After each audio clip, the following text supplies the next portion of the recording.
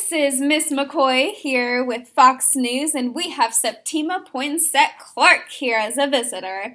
Thank you, Miss Clark, for joining us. Well, thank you for having me, Miss McCoy. Of course. We have a few questions from our viewers, and as they're coming in, I'm just going to read them off. Is that cool with you? That'll be perfect. All right. How did you deal with racial discrimination as a teacher?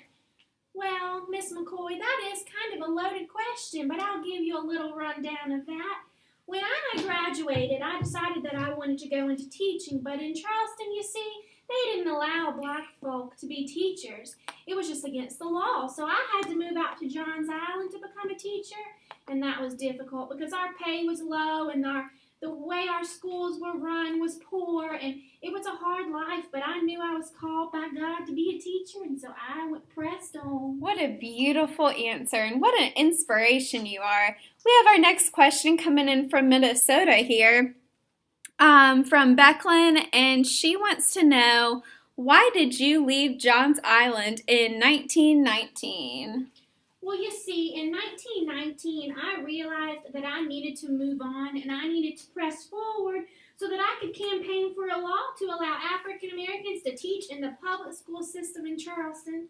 So that same year, I got the law published and I married my sweetheart, Mary Clark. What a beautiful story. And our next question coming in from California, from Miss Sarah, and she wants to know, ooh, this is a good one.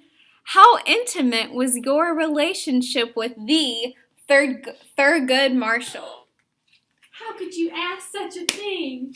Ma'am, I don't appreciate you getting as close with me as that. We're not even friends, but let me tell you, I was married to my sweetie Mary Clark for 5 years, and he died from kidney failure, and I can believe on my life that I would not move on so quick as to that good old Thurgood. Fox News is interpreting your answer as nothing serious question. We are getting a question from Miss Bethany down in Florida, and she wants to know, how did you feel about the ban involved with civil rights from the state? Well, you see, the problem is that people back then didn't want change, and they didn't think change was a positive thing. And they knew if they banned me from being part of the NAACP that I wouldn't be able to keep my job because they knew that my loyalty lied with my people. And so they made that law so that I would not have a position teaching anymore. We have our next question here from Miss Amber down in South Carolina. And she would like to know, how did you feel receiving the Order of the Palmetto? Miss McCoy, that was an honor, knowing that I received South Carolina's highest civilian honor ever. It was just great to know that my work was appreciated, but all those that came before me and come after me deserve the same award for fighting for their rights. Wow, what a beautiful answer, Miss Septima Poinsett Clark. Thank you so much for joining us on Fox News segment of the famous South Carolinian. Thank you for having me.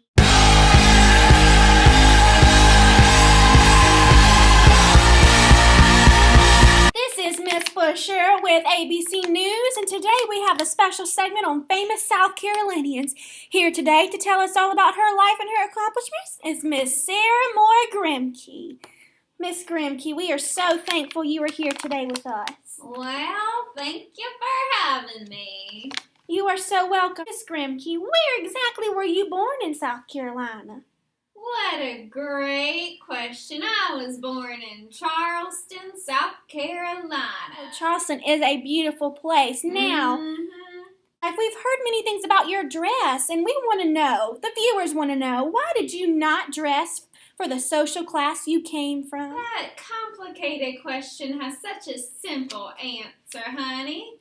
I did not dress from the upper class because people would not receive me as well. There would be judgments, and it was just not as easy to reach all the slaves you hear. Well, speaking of the slaves, how did you avoid getting caught while you were teaching these slaves that you loved so dearly to read? It's simple, honey. I just talked to them in the attic and in the basement, and I just didn't get caught. We just did it when they weren't doing their slave labor for me, so I didn't have any chores. I'd do them a lesson.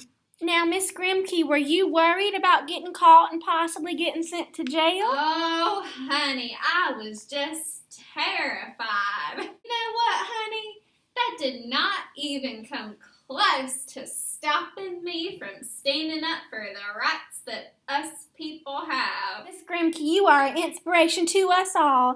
Oh, The yeah. next question our viewers have for you today is, why did you decide to become a Quaker? It just felt right to do. I believe that God created us all equal, and I just had to stand up for those rights, and the Quakers would have helped me done that. Now, Miss Grimke, another question from our viewers is, why was the Congressional General Association against you in the first place? Well, honey, that's just because they don't like when people stand up for what they believe in. They just don't think women should say what they think. I see. Well, Miss Grimke, our last question for you for today is this.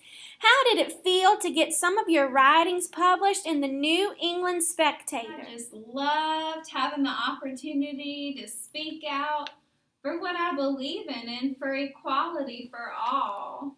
Grimke, we just want to thank you for being here with us today and sharing your time with us. Thank you. This is Miss Busher from ABC News, and we will see you next. You're See you tomorrow. We'll see you tomorrow night at 6.